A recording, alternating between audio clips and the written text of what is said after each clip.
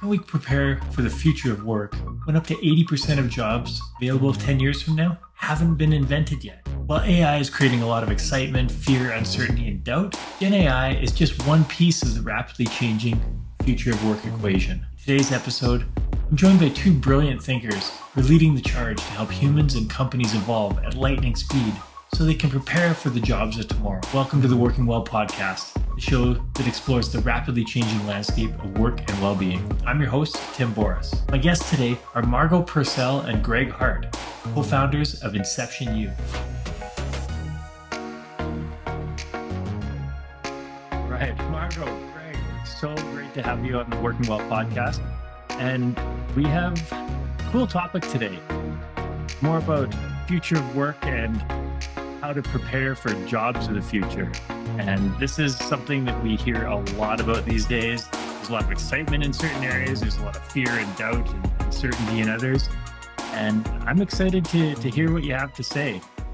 So I guess, first of all, what's going on in your life right now? And what's the most exciting things that's happened for you this week? This week. It is only Tuesday, so. It is. I would say the most exciting thing that's going on for us in our lives. I was about to say my last kid just graduated from high school, but maybe that's not as appropriate for the context. Although I guess now she has to worry about the future of work as well. But yeah, no, I think the most exciting thing for us is that we're working right now on sort of expanding a lot of the work that we've been doing. So into some different areas, some different programs that will launch starting in the fall or early next year. And so doing that work is always really quite a lot of fun. It's very exciting, but also goes quite to the heart of what we're talking about today, because in some ways we have to be predicting the future to some extent to be able to, make sure that what we're offering up is relevant and important for people at a time like this. But if you're asking what the most exciting thing is that's happening this week, then I think that's my answer. Awesome. I'd say too that it's watching in the current programs that we've got going. We are seeing there's a couple of streams that are about to complete their process and learning projects with us. And we've also got some other groups that are midway, and it's watching. What I find super exciting is where we watch them come out of they call it the pit of despair, watching them come out of the pit of despair in the learning. And it happens in pretty regular cycles during this project time. And I find that quite exciting, and to watch what people are discovering about themselves, and that they're discovering they have way more capability than they might have thought, and that they have the ability to figure stuff out. And that's an exciting thing to watch unfold. I love that pit of despair. Yeah. It's a real thing. Yes, it is.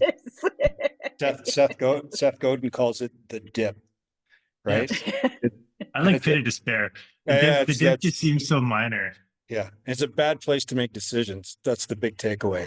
When you're in the pit of despair, that's a bad place to make decisions. Well said. Well said. When we hear about future of work, and I know you have probably more insight than the average person into that area. One of the reasons we're having the conversation.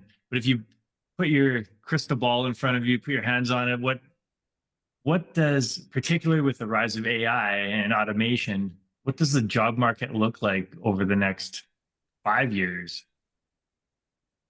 Different. Go ahead, Greg. I was just going to say different. There you go. That's the brilliant insights that we're on here for. What we also see, I mean, in terms of the trends that are happening in terms of career evolution and so on. So I've been doing career practice for longer than I care to say, a couple of decades now, and seeing that some of the patterns are consistent, the pace with which they're happening has changed. And so we used to consistently say that people had 9 to 11 different jobs in their lifetime and 3 to 5 different careers. I'd actually say that the numbers have gone up. And I would say how quickly people rotate through has gone up because the work world is changing too quickly as well. So jobs that people will end with. So what does it look like in 5 years from now?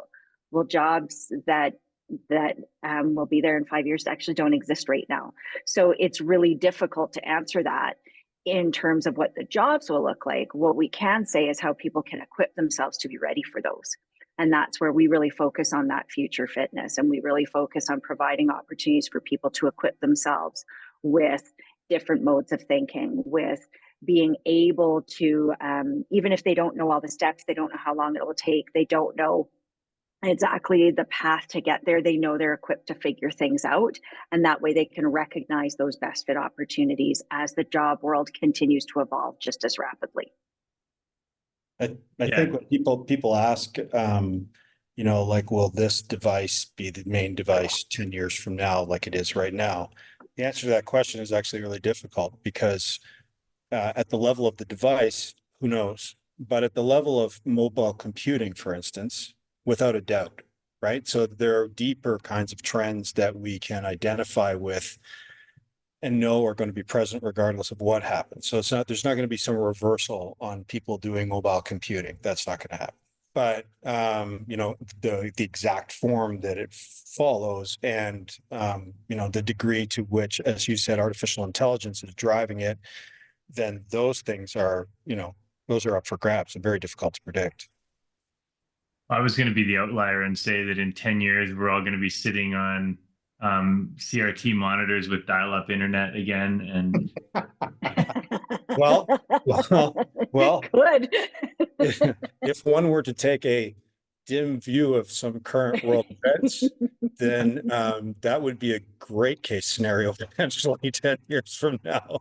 So yeah, I mean, and there are always big currents operating that are not even technological that can, have massive impacts on what the future of work looks like. And to Margo's point, and really when we started Inception, this was the core thing. There's no doubt that there's going to be a lot of volatility. There's no doubt that, things are more complex because of the networked way of the world. There's no doubt that there's higher levels of ambiguity and throw in, misinformation and disinformation and all those things. So the notion that we used to have, which is, well, we build people with very specific technical skills to deal with very certain kinds of environments. There's still some of those environments around, but they're going away, and they're being replaced more and more by these much more unpredictable situations that require rapid learning, responsiveness, and adaptability. And so when we started doing our work, we just said, well, this is the thing that we need to build, is something that helps people acquire that kind of competency, but also the confidence that needs to go with it. well, and well, a couple things. First, Greg, you said your youngest or your oldest is just finishing high school. Youngest just finishing high school. So I don't know, being a high school student going out into a university or the workforce, depending on which stats you look at, some people say 50% of jobs aren't even created yet that will be available in the next 5 to 10 years. That number can vary, but the fact is, most people don't know what the world is going to be like. It's changing so fast. So how do you decide what degree to choose, what education? And then on the educational institution side, I've been on the board at a couple post-secondary institutions, and I know how slow some of those institutions move, combined with government grants and things like that. And only if you think 50 years is slow. I mean, well, yes. So how do educational institutions and government keep up to the pace of change in industry when businesses can barely keep up? Yeah, it's a real challenge. I also have one foot in that traditional world because I work at the School of Architecture at the University of Calgary on a graduate program. But my take on this is that those schools do move incredibly slow. They are anchored in a world that doesn't really exist and hasn't for a little while now. We're seeing things, more and more complaints coming from employers saying that, the fundamental skills that they expect people to have, they don't have. And so there's sort of a weird thing happening with that I've seen, at least, which is that the the fundamentals are not being taught, and yet those are the things that are they're not coming out with a competency around these fundamental things, even though we think those are the long-standing pieces. But instead, a lot of programs are also being distracted by new technology. So they actually, to cater to the students' interests, they're starting to add more and more of these things. The unfortunate thing is those things are kind of ephemeral, right? They come and they go, and the fundamental capabilities of being an engineer or an architect or a lawyer or whatever it happens to be are, because there's only so much time. It's a bit of a zero-sum game, and so that stuff is being stripped away. And Margo and I, the Inception exists because of this, because we tried to work with the institutions to see if they would shift the way they were doing things, and so it was difficult. So we created Inception, but it's a very challenging environment. And the best part about this, and I mean that very facetiously, is that after 13 years of school, before you even go into university, and certainly leaving with a degree, you would expect that the most fundamental capability of all, which is the ability to learn and to understand how learning works and to be able to figure things out and everything, you would think that is locked, so you don't have to worry about that. And that goes to the heart of your question of what should you do next? Because if you don't have those competencies, then a person is completely dependent on a bunch of stuff that is not really that dependable and doesn't have a strong autonomous future, set out for themselves. So at the heart of everything that we do, whatever program it is, or, you strip it all away, it comes down to, that's basically the mission for us. How do we help people acquire those things, even though we could all argue they should have them by now? The reality is that most of us don't, because the system has not been set up for that. It's set up for an industrial model that doesn't really exist anymore. Yeah. I'll also add, Tim, that having worked with people at all ages and stages of career, what should they take and where should they go and what should their learning path be? We do a terrible job of helping people figure that out. We tell them to look outside. We tell them, look at the jobs of the future. Where are the trends? We tell them to look at all these external factors and add to that things are evolving so rapidly. And one of the stats that we've seen is that 85% of the jobs that will exist in 2030 don't exist today, because it's 6 years. So if I'm looking at the jobs of the future as my guide, then I'm setting myself up for constant change, constant questioning. And what I watch happen to people is that they go and they internalize that, and it becomes self-doubt and erodes their self-confidence. Rather, what we, and this is part of the work that we do at Inception as well, is foundational is self-knowledge, and really doing some deep diving through some guided processes as well, because we can tell you to read a book. I read a lot of books on this stuff, and until I actually was guided through the work and made the time to do it for myself, I would read the books and I didn't know how to apply it in life. And so what we need to be doing is helping people do that deep self-reflection, finding what is that common thread that's in me, and being able to articulate that to others. Hey, here are the skills that really light me up and that I'm really my best at. And here are things that are interesting. And here's who I need to be able to be when I show up at work. And these are the values I'd like to have aligned for me to be doing rewarding, fulfilling work. Once they can describe that, then we start generating ideas and opportunities. When it's based on that, they now have a compass and they have a guide for themselves that they're leading their careers rather than their careers leading them, which is absolutely foundational now to career success, is to doing that rewarding, fulfilling work, which, by the way, makes us healthier and sees that we actually produce better things and so on. And so from there, if you know and understand that, then, and yourself really, really well, then from there you can lead your career.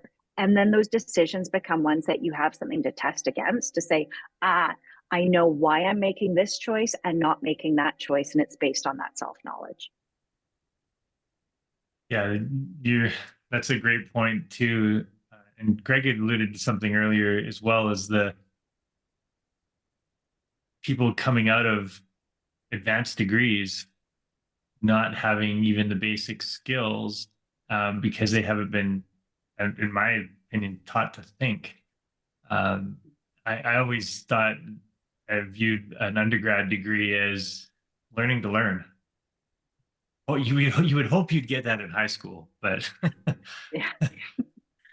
generally we won't go to that part of the equation now. But at least the post-secondary, the yeah, especially the arts degrees, it was learn to learn. You like, how do you find information? How do you make rational arguments? How do you question the information that you're receiving?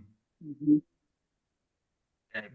Those skills are so much more important, right? Especially now with these um, the artifacts coming out of AI. You don't know if it's true or not. So Mhm. how do you check it? How do you research that? Those are things that you would think are basic skills, especially for someone with the university degree. Well, and we also, I mean, we experience this so many times. I mean, we have people with advanced degrees in our program all the time because, they didn't get those things. My colleagues at the Foundation for Critical Thinking in the United States have a great term for this, which I wrote a blog post about some time ago, called the elite disabled.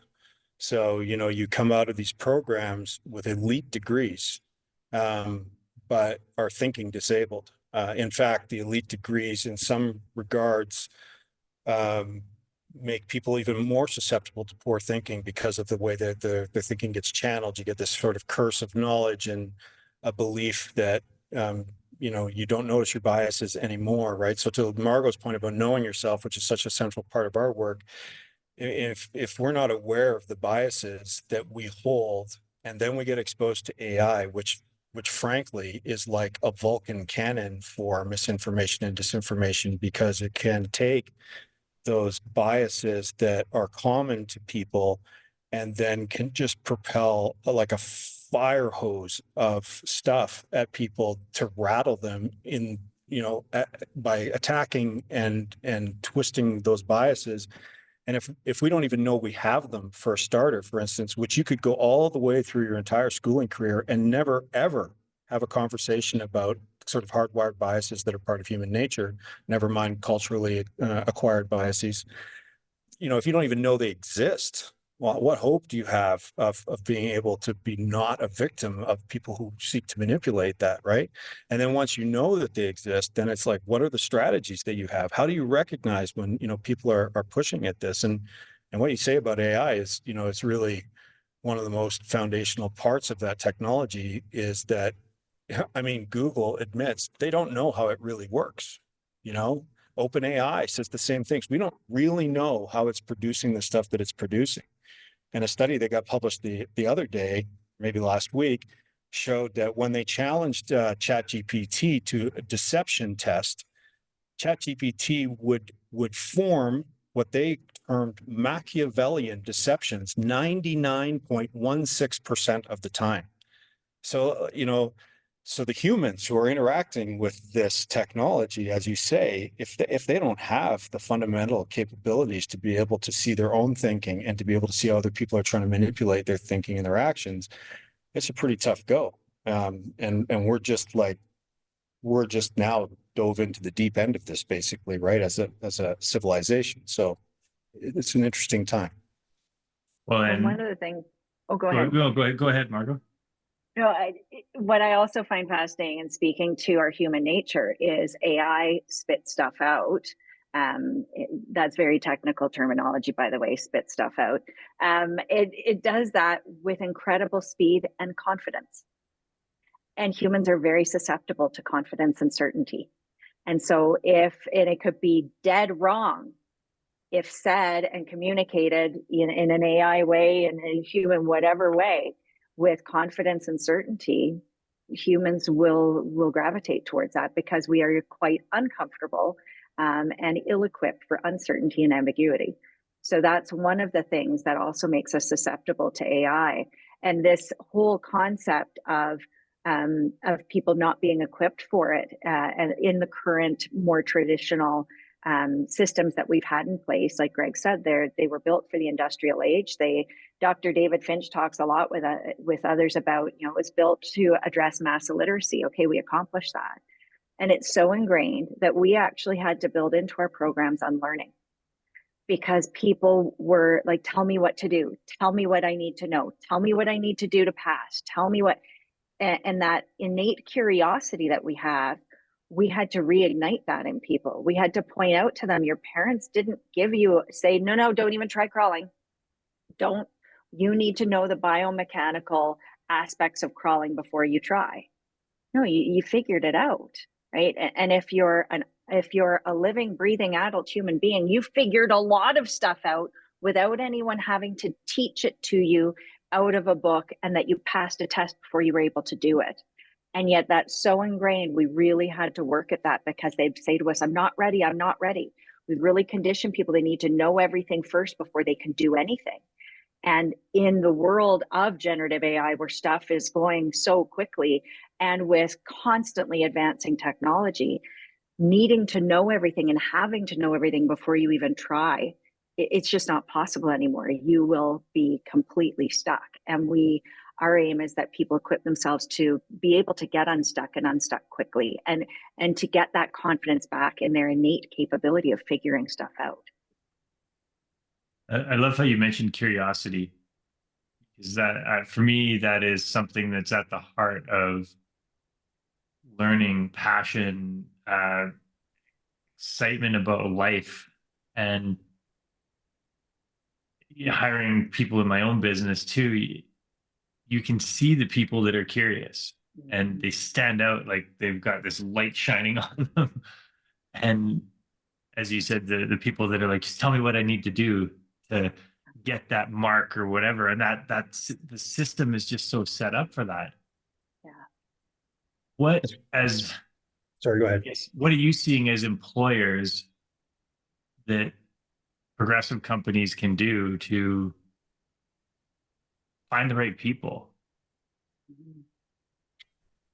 with the right skills at the right time? And go.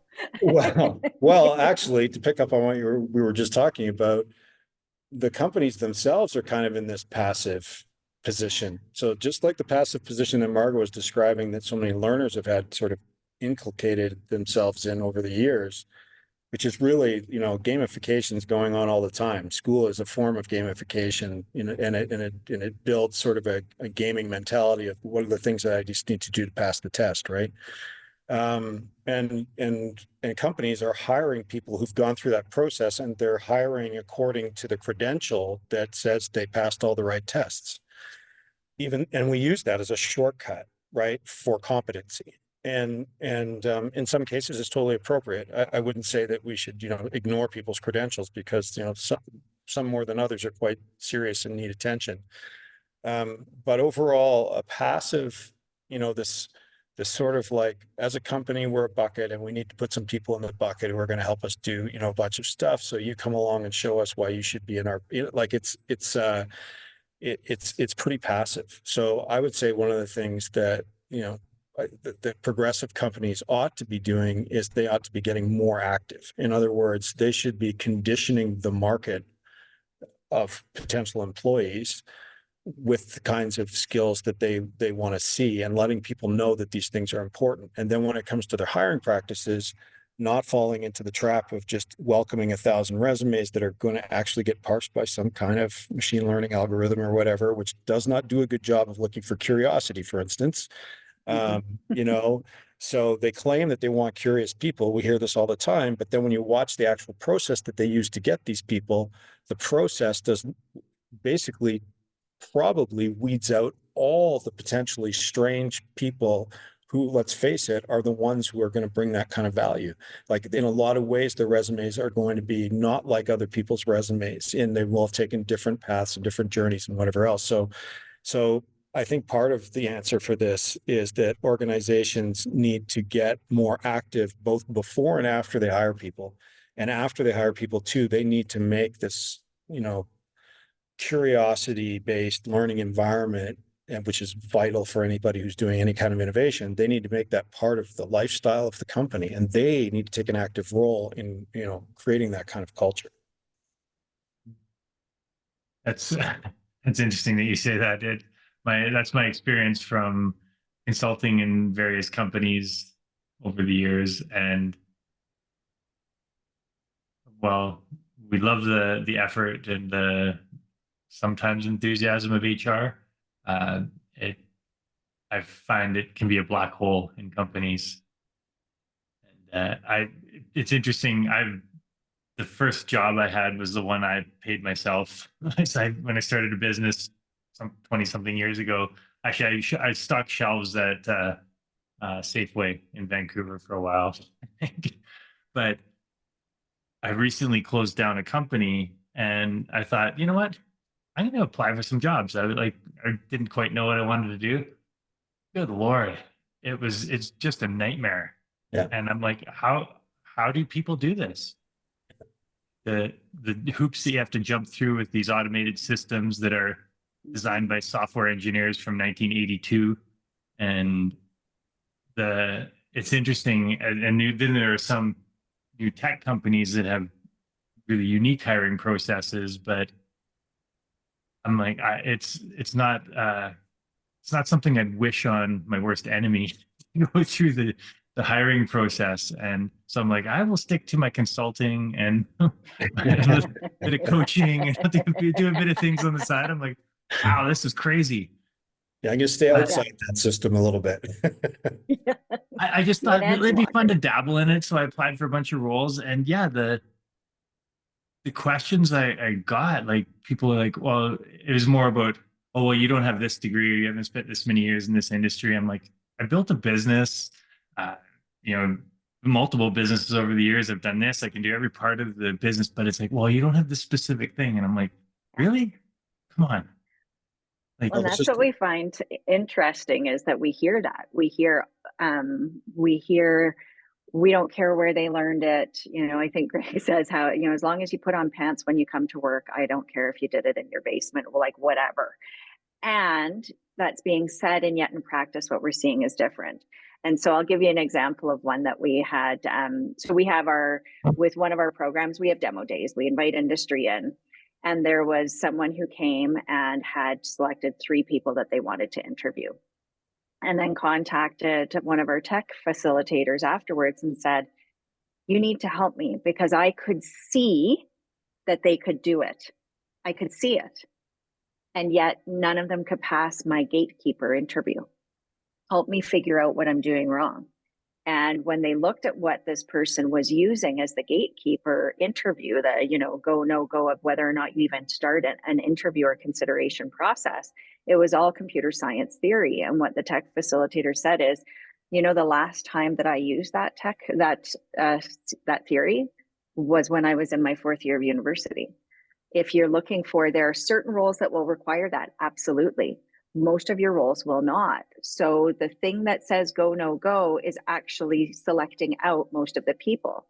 That whole story as well was and it's part of the reason we have demo day, and part of our overall approach and the principles we use is demonstrate what you're capable of.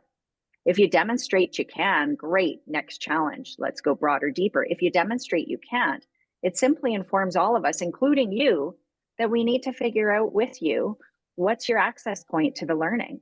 And so when we're looking at progressive companies and what they're doing, they're actually incorporating demonstration of capability and competence.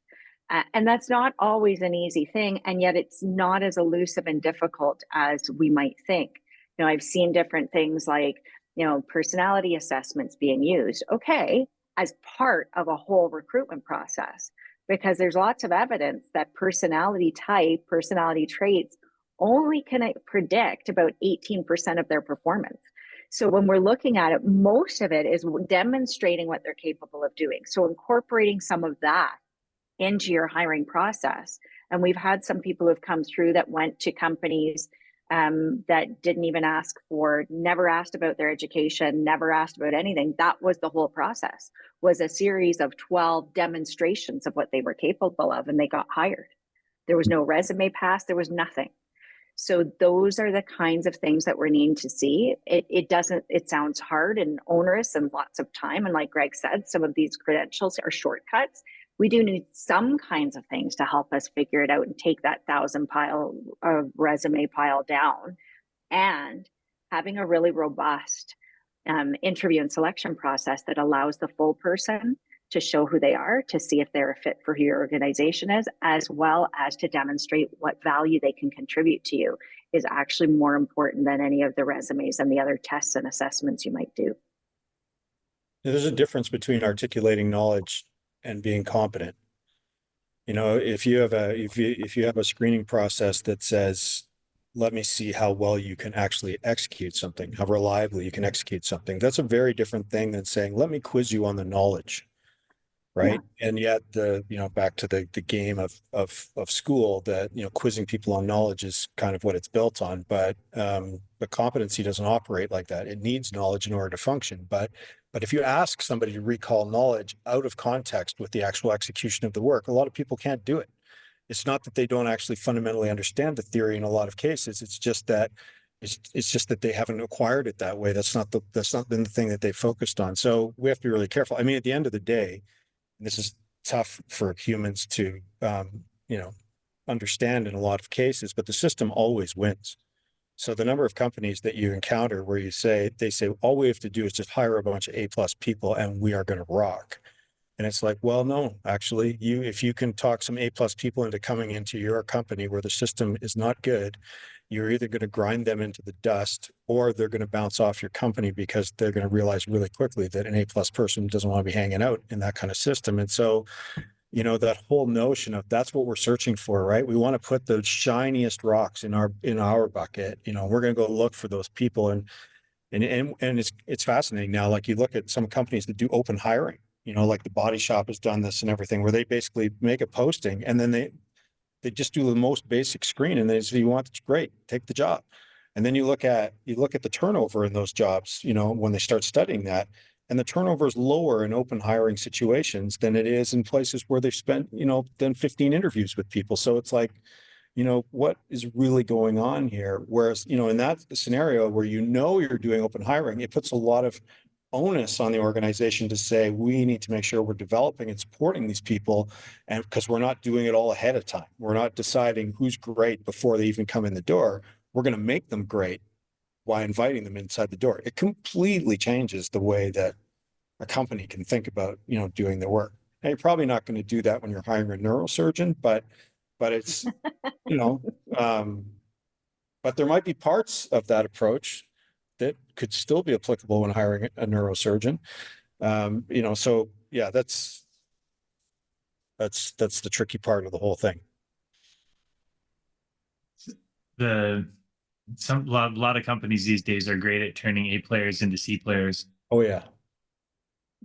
Yeah, absolutely. I mean, I think about some people that I know who, when I first met them were curious and strange in their approaches and, really creative and whatever. And there's one in particular I'm thinking about right now. And then 7 years later, after working in an organization, and you could just see the trajectory of all that curiosity and strangeness just completely gone.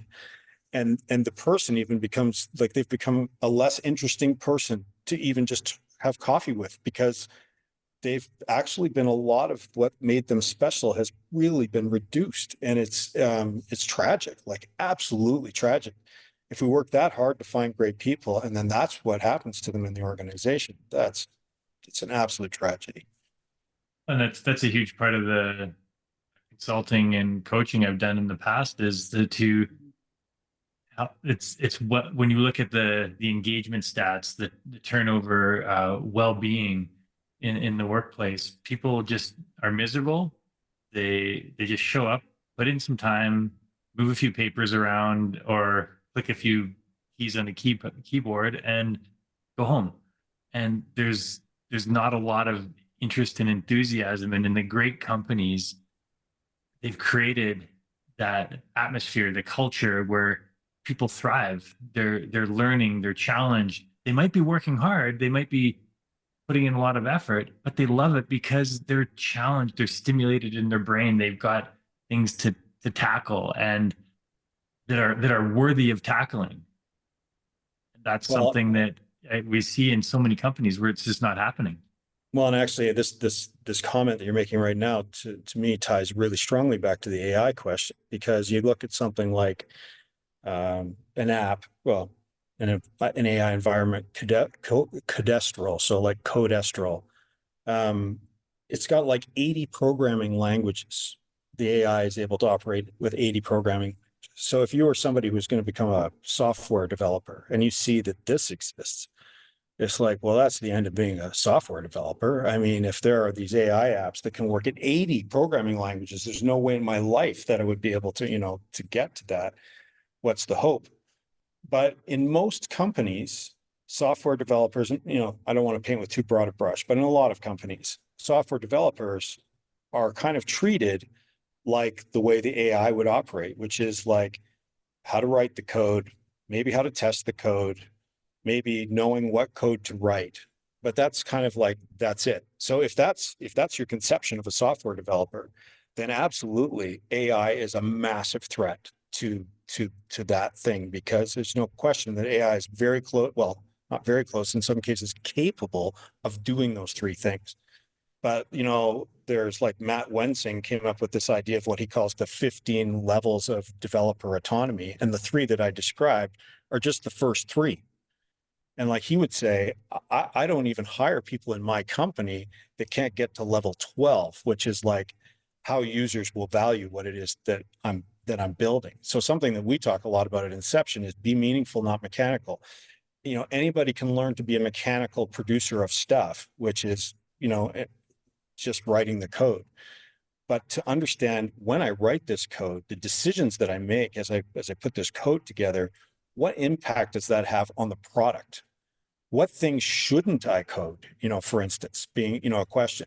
And so AI is massively challenged when it comes to getting at those other levels. But if as an organization you see coding as a mechanical process, then for sure AI is going to take those jobs.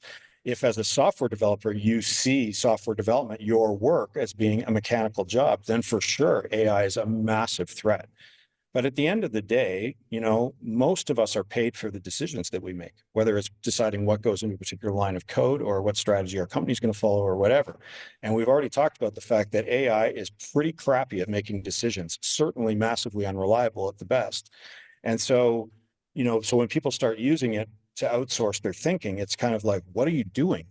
Like, this is the thing that makes you human. And if you're just going to get AI to do that stuff for you and it's not going to do it well, what's the scenario? But it's an interesting idea about, what we're actually asking people to do at work. I want to pick up too, Tim, on something else that you said about, people who go and they clock in, they clock out, versus as compared to the people who are in an organization that is really committed and invested in seeing them thrive. Because if they thrive, so does the company.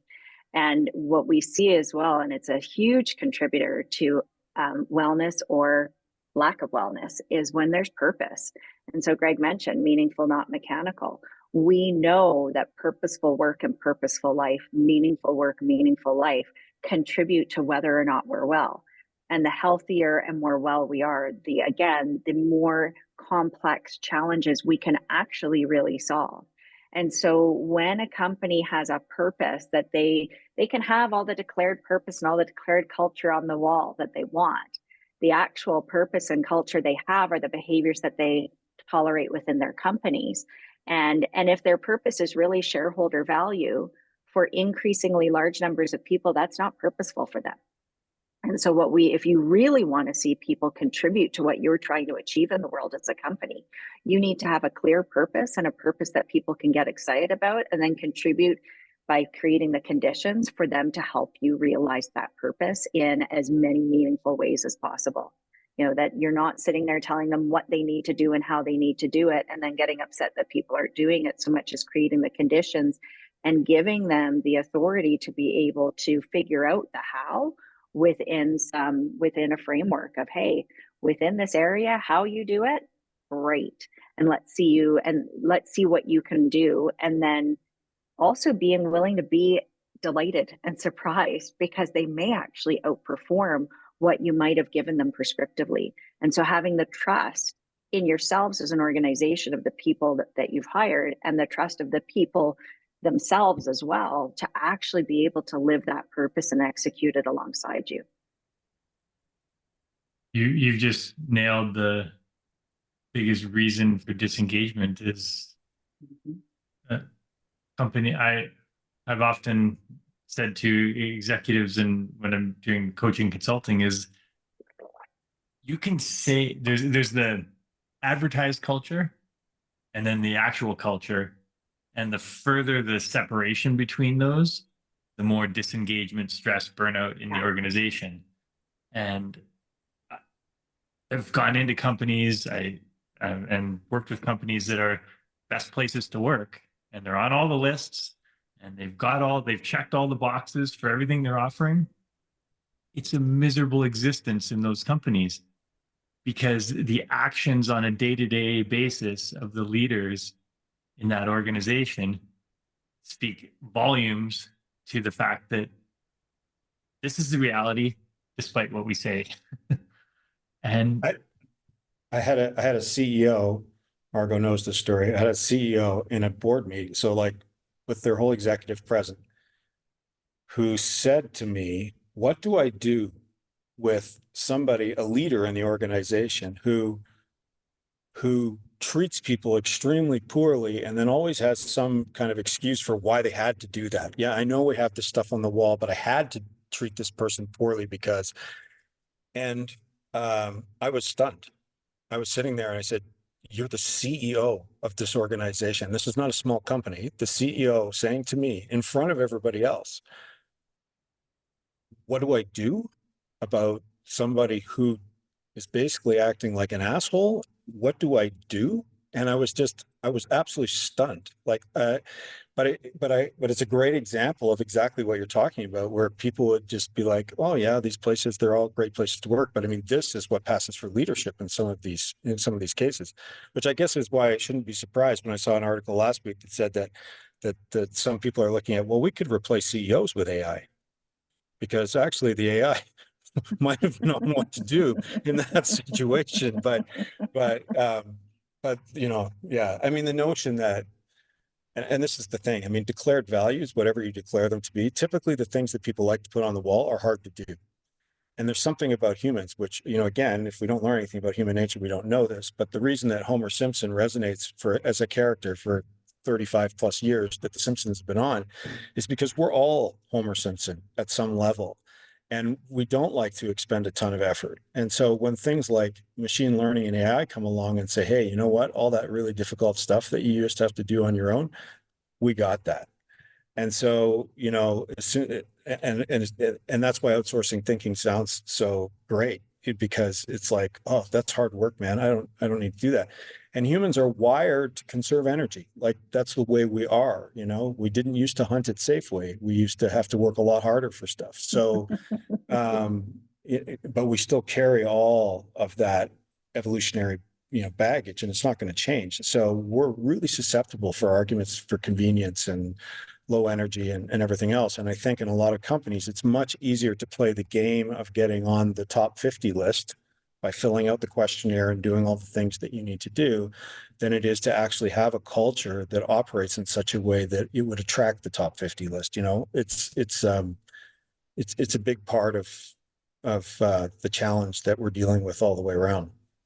Mhm. Well, and that sort of brings us full circle to, I guess, back to where we started, in the sense of, if we have these technological tools, whether it's AI or some other technology that is going to take the grunt work or the repetitive tasks out of the equation, or at least to a large extent, what does that leave that humans are best to do? And how does cultivating that in people new to the workforce, and and retraining for existing people? Yeah. So how would you sum that up, other than learning to learn? Yeah, well, And I think we're big fans of getting rid of the grunt work because, if there are some things that are highly repetitive and don't require a lot of real decision making to be done, then that it's great that there are technologies that take that stuff on. Because if you're writing software, for instance, you know, let's say what does happen in that situation. Let's say AI does offload a lot of that kind of grunt repetitive work, including some of the tests and other things. Well, then that means that as the human, I'm freed up to do the things that are like thinking about, am I creating technical debt?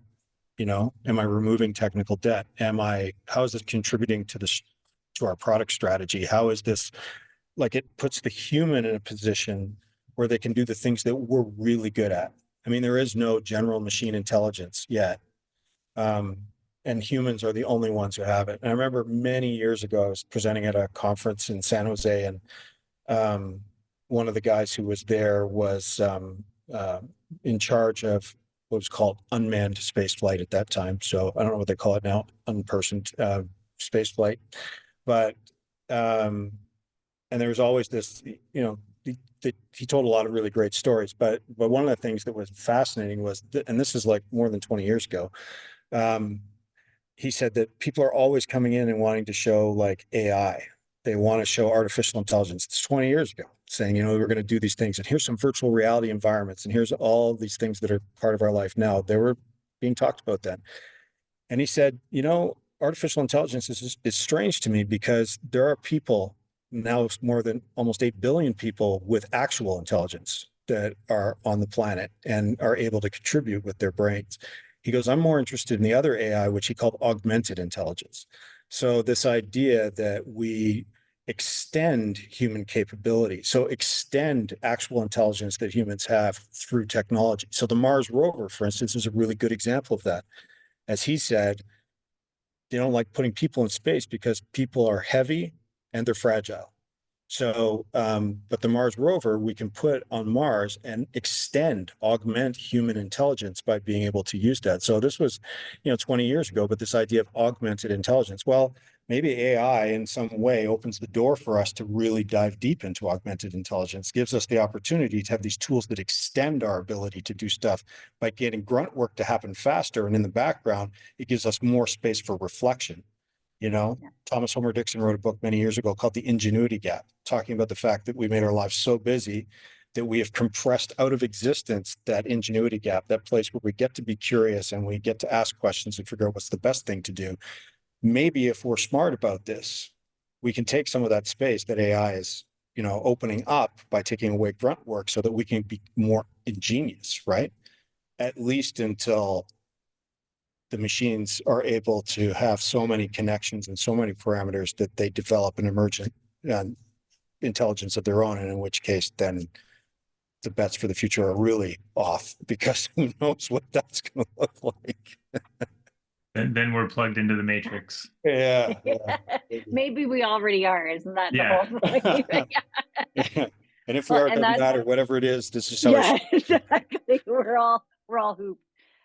And building on what Greg said as well, I get excited at when people have equipped themselves to be able to think through these things, to be able to generate other possibility, and that they have the confidence and their own competence to build something that will actually work and bring value and so on. Then the losses from AI and generative AI actually become opportunity. Like Greg's saying, I get excited about what happens in that space when some of this other stuff comes off us. Along the lines too of what companies do, with the culture and so on. So many companies spend so much time, and on the consulting work I did prior to Inception U, doing the work of the business. We're busy, busy, busy. And the most progressive companies and the companies I've seen outperform the other ones are the ones who also spend time working on the company, on the team, on themselves, on the individuals. And the creative potential that gets unleashed with the addition of things like Greg's saying as well, that augmented intelligence and the opportunity that comes from alleviating some of that grunt work when we've done that other stuff. Don't just think it's going to happen and leave that void, because the void will get filled by other garbage. So if you do it consciously and conscientiously, there's actually huge opportunity that comes with it as well.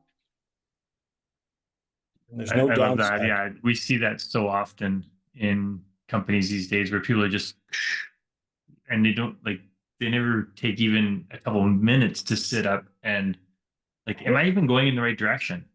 Yeah. And is what I'm doing mattering for our mission vision? Do I even remember what our mission vision is? Right. Yeah.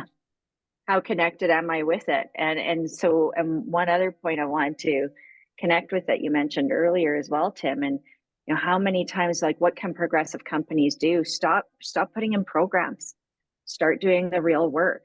How many decades of employee engagement programs have we seen, and employee engagement is still as low as it's always been? You can call it something else, you can tie it up in another bow. We continue to try the same things and getting the same effect, and then wondering what's going on. So progressive companies, this is where you need to go. You need to go down into the mental models that are underpinning your company, the beliefs that are underpinning your company, and it's not an easy place to go, and it's where we have to go. And so go there and see what transformative potential you can unlock by really going down deep. The companies that do that create the conditions for people and their companies to thrive. Yeah. Preaching to the choir here. I hear that. um, the one gap I've seen, I'm curious to hear your opinion on it, is I've met a lot of senior leaders that do that. They take the time, they're here, but then there's there's a disconnect between rolling that out through the organization, having it make the impact on people across the all the divisions. What have you seen be successful to make that happen? Well, we like to talk about design a lot. And when people hear that word, I think they immediately have something in their head about what that means. But we make it explicit. Design is creating the conditions for success. So you need to know what success looks like. And then you need to know what conditions you need to create for.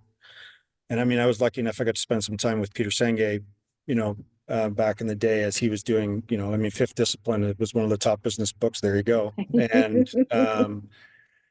And so, of course, that book was selling hundreds of thousands of copies, and everybody wanted a piece of Peter and Innovation Associates. And so he talked about the fact that he'd go into organizations with the executive, and they would all be, yeah, let's do this, let's do this. And then it would just die, like as soon as you got one level below the C-suite, basically, right? It hit into middle management.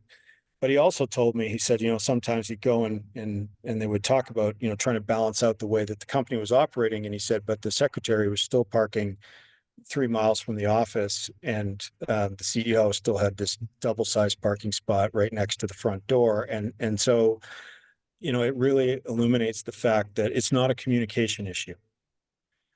It's a infrastructure issue. It is a way in which you build and defend the conditions in an organization. And then going back to the point that that's hard work. But the reality is that everything that wasn't created in nature is designed. We just either don't pay attention to the design we do, or we do a really crappy job, But if we're very intentional about it, and at the same time humble about the fact that we're not going to get it all right the first time or whatever, but if we have good principles we can operate from, then we're going to build good things. So I think to us that question you're asking is very much rooted in, okay, if this is the kind of behavior you want from your company, and the best description I ever heard of culture is it's like your shadow. Like, you can't tinker with it. Your shadow just does what you do. So if you want to change how your shadow shows up, you have to change the behaviors that you're exemplifying, right? So that's the hard work that needs to be done there. It's not a communication issue. It's not like, hey, we have this great idea and now we just roll it out over the company. I've watched companies, and we've all seen it, where people basically just put their heads down and wait for the wave to cross over top, and then they put their head back up when it's safe, But entire departments, like HR departments, forget about why they are, like, what their connection to the value creation in the business is. They forget about what their connection is to the mission, and instead become interested in developing their own activities as a way of saying, this is why we're here. We matter because we're producing all these activities. But they tend to be activities in a lot of cases that are either counterproductive or at the very least not, contributing to anything. And so It's a design question. Fundamentally, I mean, leadership is about design. It's about creating conditions. And, we talk about the story. Stephen Covey used to say this all the time when he was doing his workshops. He'd ask people, you think about a ship on the ocean, and he would ask people in the workshop, who do you think the leader of the ship is? And of course, everybody would say the captain is the leader of the ship. And Covey would be like, no, the person who designed the ship was the leader of the ship. The captain can only manage within the envelope of that design. So this is, I think, an important, very important thing for people to be thinking about when grappling with this stuff. Is these are questions of design. What does success look like? Can I describe it? And how do I create the conditions to make that come about? Right? That's the big question. It's not a communication issue. It's not a rollout issue. It's a, redistribution of infrastructure issue. The most transformative business reorganization and leadership tool is a mirror. Yeah. Be on the inside the front cover of every book. Yeah. Well, and I mean, critical thinking is the core of everything that we do. And, going to Margo's point about getting to know yourself, I mean, that's the fundamental of critical thinking. If you ask somebody, what does critical thinking mean? And then people will say, it's about making better decisions or whatever. But critical thinking fundamentally is about metacognition. It's about holding a mirror up to your own thinking, to be able to see the quality of that thinking, to be able to see the parts that are working well and are not working well, to identify the biases, the mental models that are, filtering all of what you do. There is no shot at autonomy, and there is no shot at a culture that's going to be autonomous and successful without a fairly widespread adoption of using the mirror as a leadership tool, because otherwise we're forever caught in our own web, right? So I totally agree. With the executive coaching work I do, it's still, I've fallen prey to it myself, and it still shocks me when you meet with C-suite executives and you're talking about something and you're like, and the blind spots that we have when you talk about a topic, and they're just like, you see the light bulb go off and they're like, oh, wow, okay. But we all have our blind spots, and when we're not aware of them, that's the idea of coaching and being able to learn and grow, is to be able to shine some light on those dark corners that we might not have seen. But it takes work, and it's discomforting. Yeah. And people want to be comfortable. Yeah, they do. And this isn't a you have it or you don't. And I think that's an important piece for people to know about.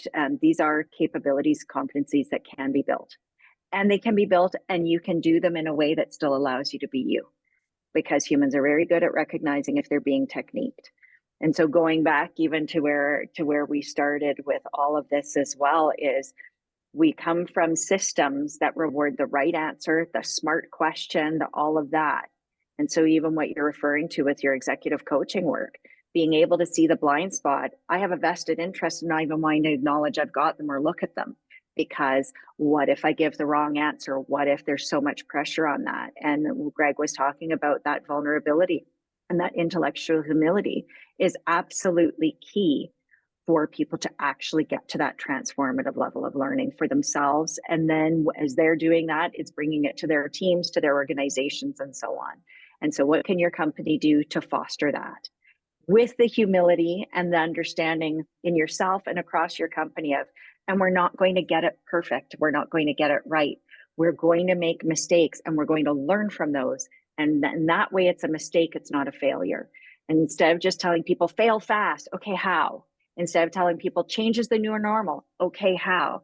We need to provide opportunities for people to equip themselves with the capabilities to work through all of this.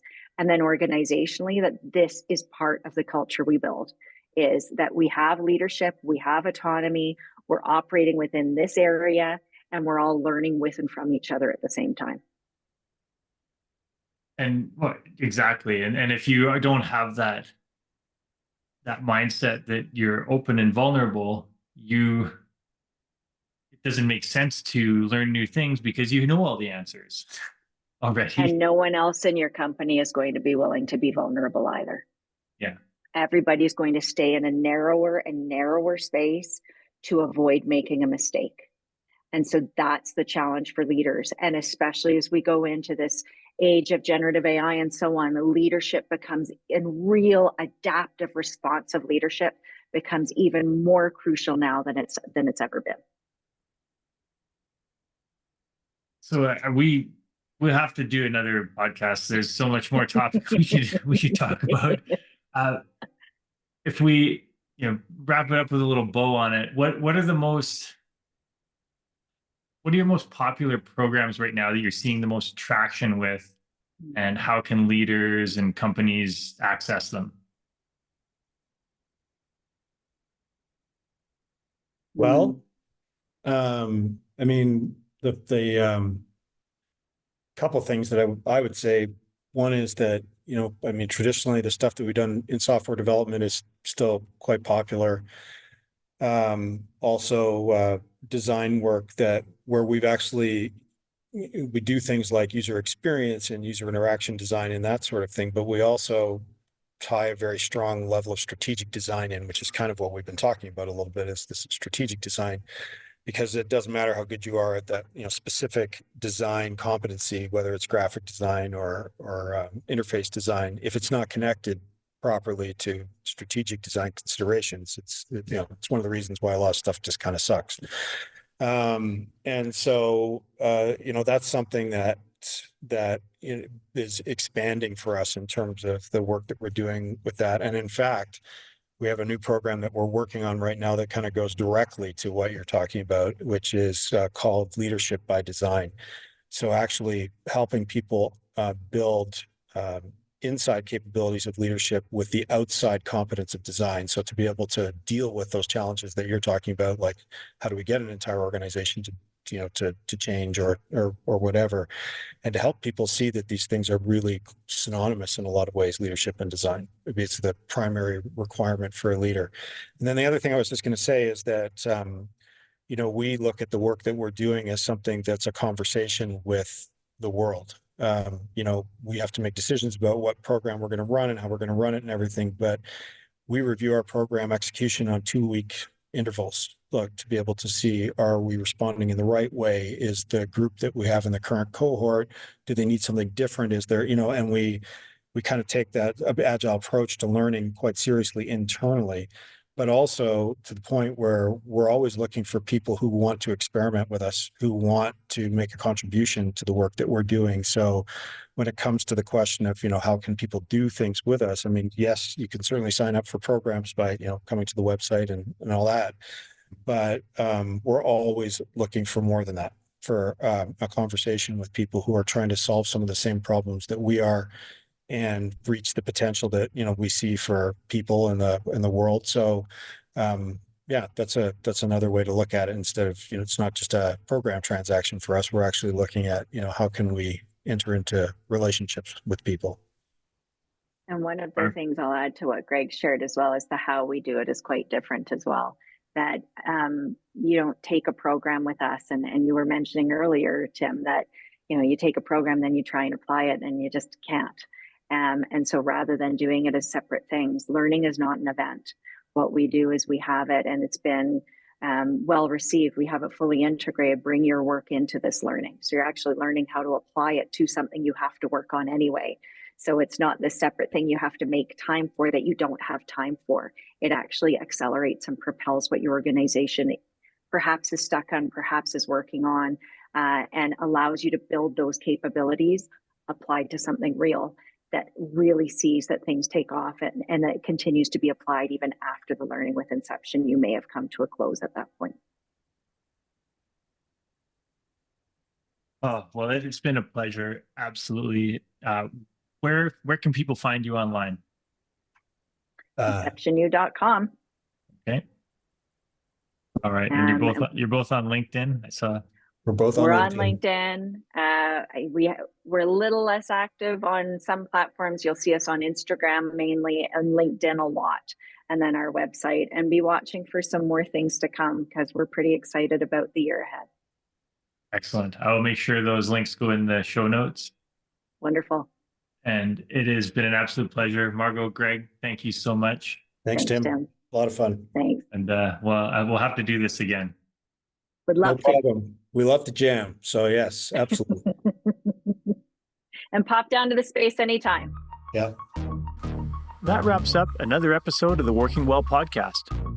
If you enjoyed the show, please rate, review, and subscribe wherever you get your podcasts. Now, which guests or topics would you like to see featured on the show? Message me through LinkedIn or on the contact page of timboris.com with your ideas. Thanks for tuning in. I'm Tim Boris with Fresh Wellness Group, and I look forward to seeing you on the next episode.